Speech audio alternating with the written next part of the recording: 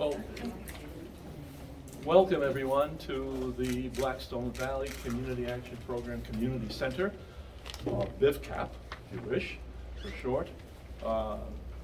This community center has been very, very active the past 2 years over COVID, and we hope to ramp up our activities after COVID for community use. All kinds of activities, Halloween and Christmas, back to school activities, and children's activities, and movies and so on. We hope to make this, again, a real community center.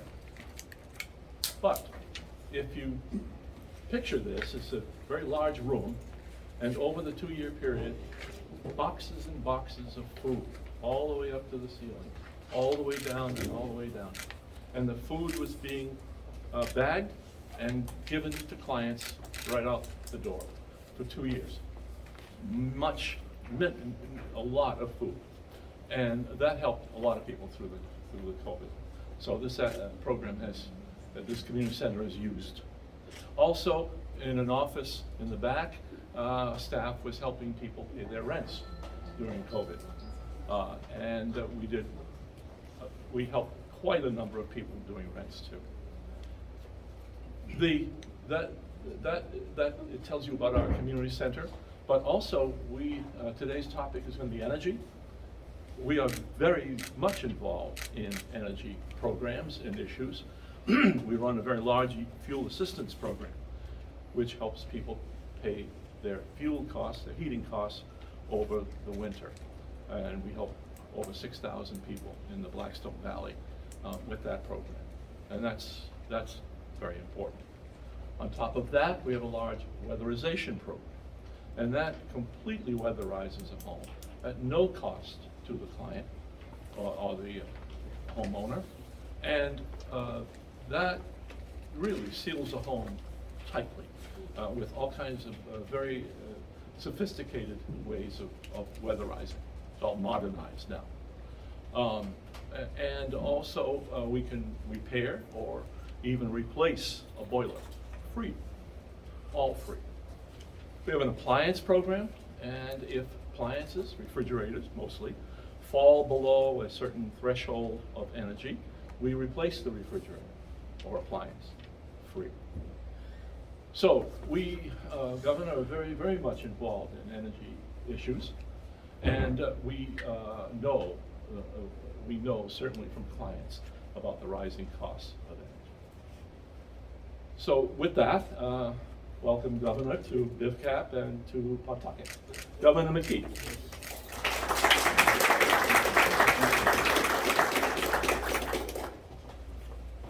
Well, Vincent, thank you, and thank you for your leadership. And as you just already described very well, the last couple of years have been challenging, but our community action programs, particularly here at Blackstone Valley Community Action Program, really stood up. And I thank all the people here that have been working tirelessly to make to make good things happen in our state. And I know that meeting with you in our office, getting the community action programs, you were very much a leader in terms of your voice to make sure that we were including all the community action programs and particularly the rent relief and the utility relief programs in the state.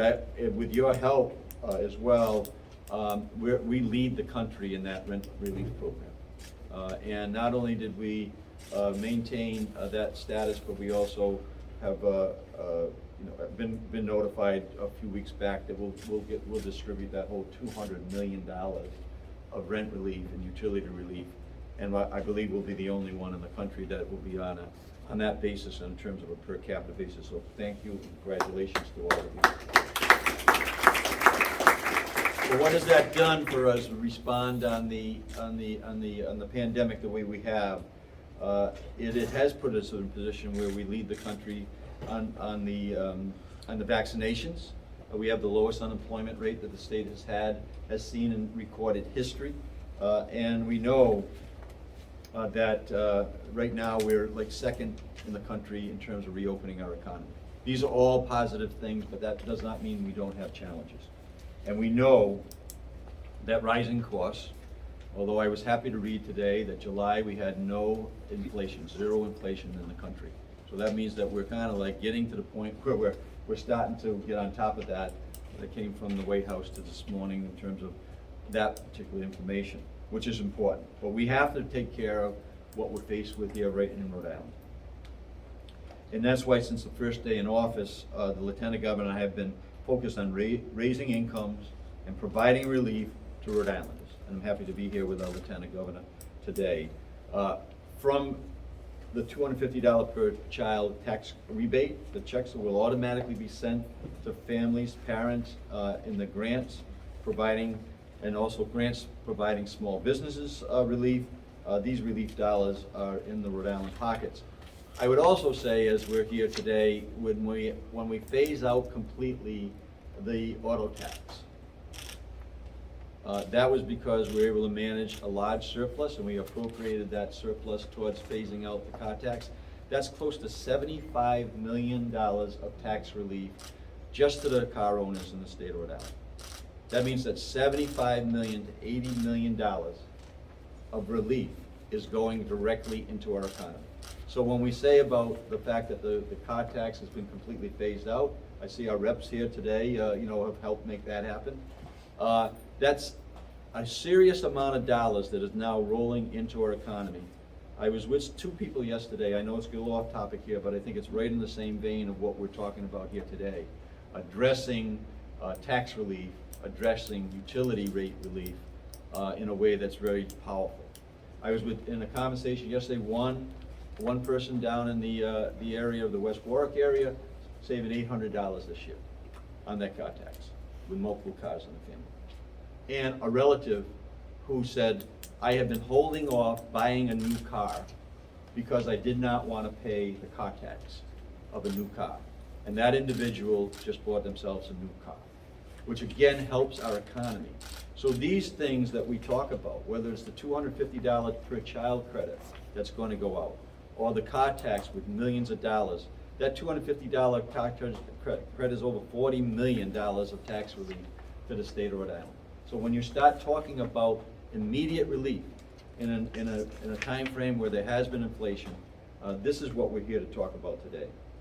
So Rhode Island Energy, the state's primary utility, recently announced that it is requesting a significant winter rate increase effective October 1st due to an unprecedented surge in energy costs this winter.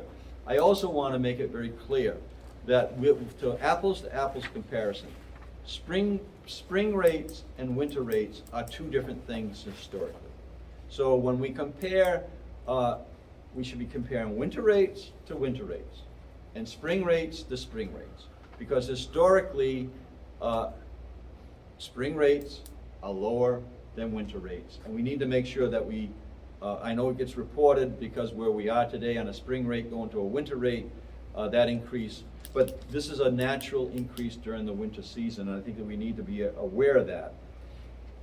So because of the request of Rhode Island Energy on that increase, because of the cost of the futures that they've been buying through when the National Grid was in charge of the utility company, this request, my administration has taken immediate action to protect Rhode Island ratepayers and help some of our most vulnerable neighbors with this burden. I've asked the Public Utility Commission to take the following 3 actions, which is just the beginning, because we will intervene, our administration will intervene in that rate case along with the Attorney General and making sure that those calculations are calculated accurately.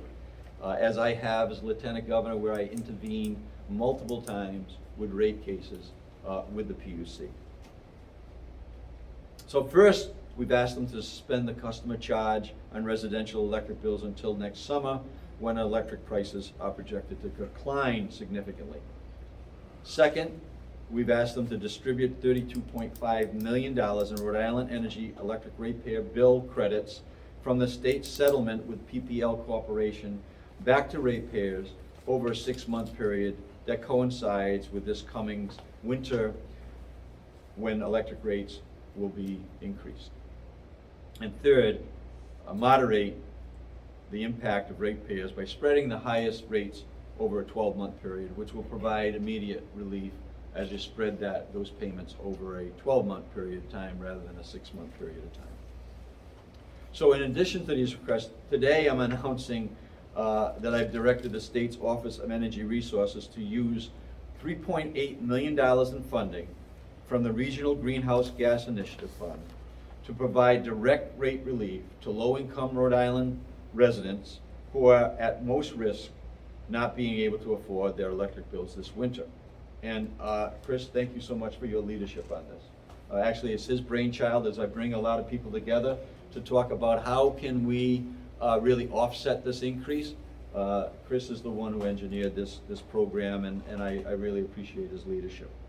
This is expected, and think about this is expected to help approximately 39,000 low-income customers with Rhode Island Energy Bills accounts during the winter electric rates period from October through March. 39,000 families will be benefiting from this effort that we're announcing today.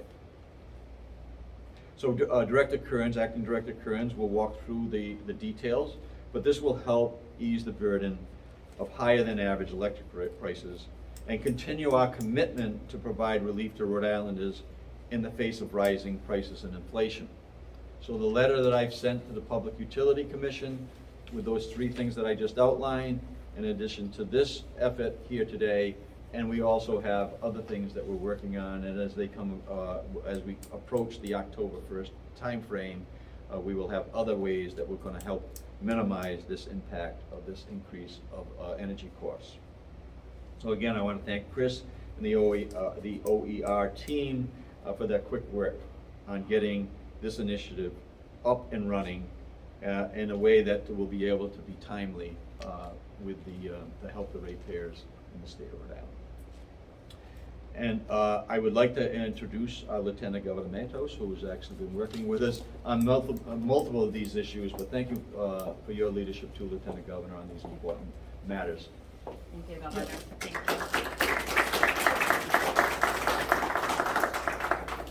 Good morning. It's good to be back here. I spent a lot of time in this room having trainings for nonprofit organizations, so it's good to be back here. Thank you so much.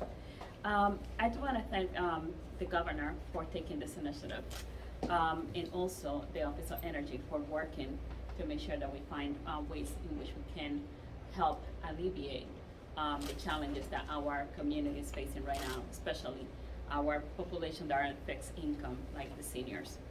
Rhode Island can afford a spike in energy costs right now, no matter the global circumstances. The governor has put together a smart series of requests to the PUC to help mitigate the cost spike, including using these credits. This is a vital program to provide relief in the face of this rate spike. And we need to continue with further actions looking going forward. We should work to place the burden of shifting energy costs high into the energy companies and not in the low income and fixed income families. That includes a permanent payment plan option for individuals on fixed income and lower income individuals. And also, we should be looking at putting a shut-off of the shut-off moratorium until these rates are normalized. Our families cannot afford this up and down on the rates right now. In the long term, we cannot rely on fuel sources like natural gas, which has caused the spike. We must turn to green energy, and that's why the governor and the the Office of Energy have been working very hard to make sure that we support the off-wind energy options here in the state of Rhode Island. To everyone that is watching, I want to say if you need help navigating the cost savings programs available, and like this one that is being announced today, don't hesitate and call my office, the Office of Lieutenant Governor, and we will be assisting you. Thank you. With that, I want to introduce the Director of the Office of Energy, Chris Kern.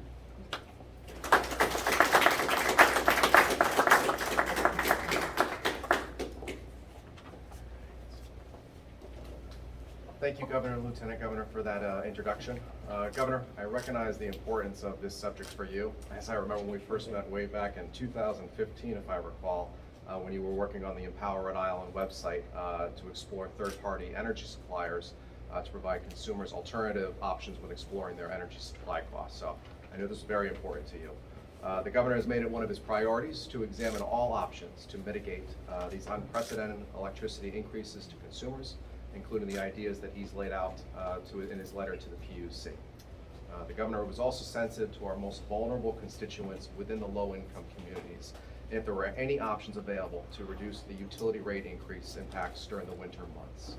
And as the governor mentioned today, OER will be releasing for a 30-day public comment period our drafted Regional Greenhouse Gas Initiative plan that will propose providing $3.8 million for direct rate relief to approximately 39,000 low-income customers that have the A60 rate class with their utility bills with Rhode Island Energy.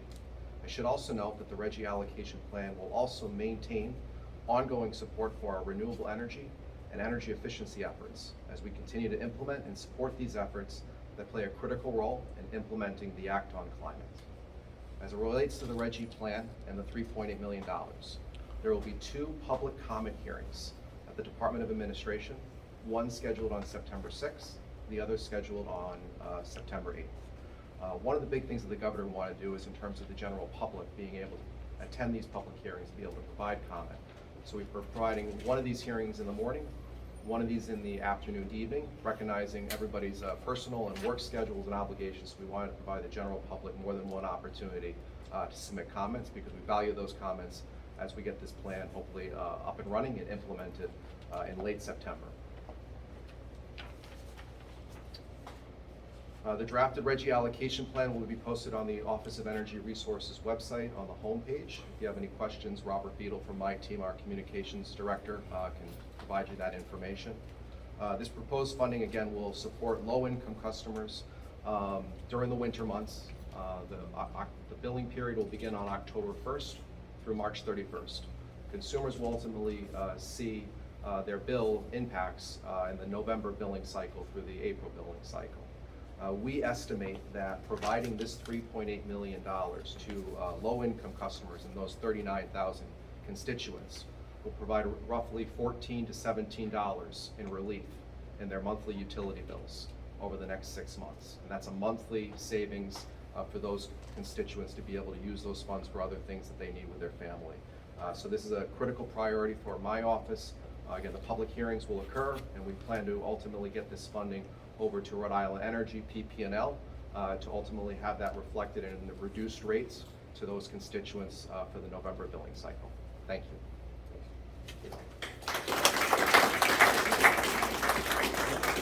Any questions? If there are any questions on this subject, we can take them at the podium. First one, Sabina, say it in Spanish. It's important. I don't have a Spanish copy, so I'll try my best to translate. You may have to assist me like you did before. Hoy estamos aquí para anunciar un programa que el gobernador está utilizando recursos disponibles a su oficina al estado de Rhode Island basado en la venta de la compañía de energía del estado de Rhode Island. Nosotros estamos usando esos recursos para ayudar con los costos de incremento en los costos de energía. Como sabrán, se anunció que va a haber un incremento en los costos de energía y nosotros estamos buscando cómo podemos aliviar ese costo en las familias que están en un nivel de ingresos limitado y que no tienen acceso a ingresos adicionales. Queremos asegurarnos de que vamos a tener los recursos, de que podemos ayudar a esas familias a poder bajar los costos del incremento en sus facturas de electricidad. Gracias. Mr. Segley, do you have a moment?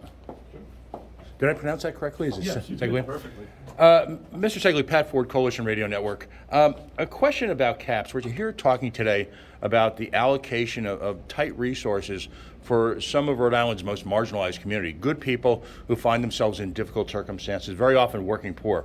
At the same time, community action programs exist largely to be middlemen for a number of federal programs. There's a culture in this state of folks making a lot of money off of, air quotes, helping the poor. Your compensation is over $220 nearly $220,000 a year. The gentleman at Tri-County makes $300,000 a year. How do we justify, and by the way, Crossroads, almost $300,000 a year. How do we justify what many would consider excessive salaries for organizations that are here to, again, help the poor?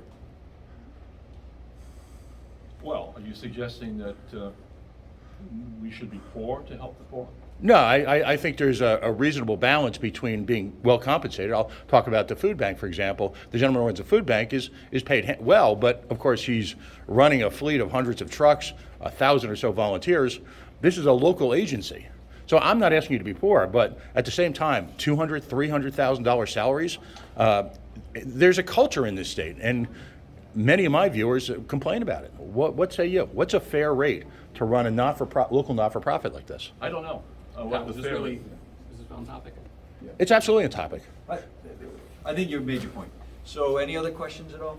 I have a question. Yeah. I think a lot we're talking about, helping the lower class people in Rhode Island, but it's also the middle class who is struggling right now with inflation at record levels. What are we doing to help the middle class people in Rhode Island?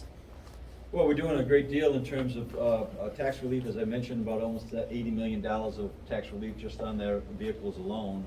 $250 child credit going to families that are making it up to a level of $200,000 a year, which we're going to be helping, I think, 115,000 families with that. I think those checks are automatically coming out in October timeframe. And then inside the electric issues, the energy issues, we're not done. We've put a letter in place that we believe will offset a good amount of the projected increase. We're intervening to make sure that those calculations are done properly. And in addition to that, in my proposals, which were to the General Assembly, and I mentioned when we were talking about the car tax relief, the veterans relief, by the way, veterans are no longer paying taxes on their pensions in the state of Rhode Island. So you'd start listing down the tens of millions of dollars of tax relief that our office in partnership with the General Assembly, the Senate, and the House have really put tens of millions of dollars of tax relief out to the people in the state of Rhode Island. But I also have mentioned when we were making those announcements that I'm going to come back with to the General Assembly. There is a 4% increase on the that 4%, I think, on revenue sharing or something. Was it a revenue sharing, Chris? On that area that I asked that we would give some relief on. We're going to be back to the General Assembly because of this, extraordinary increase, to find ways that we might be able to work on that together to provide additional relief. So we'll be working with the General Assembly come January, and we'll be talking to them during the fall. But yeah, Rhode Island is responding in a very strong way. This is just one piece today to talk about close to $4 million of relief, helping 39,000 ratepayers in the state of Rhode Island today. You got $200 million. How many agencies are going to use the money to distribute it? How many different On the agencies? $39 million? Of the $200 million that you want to give out?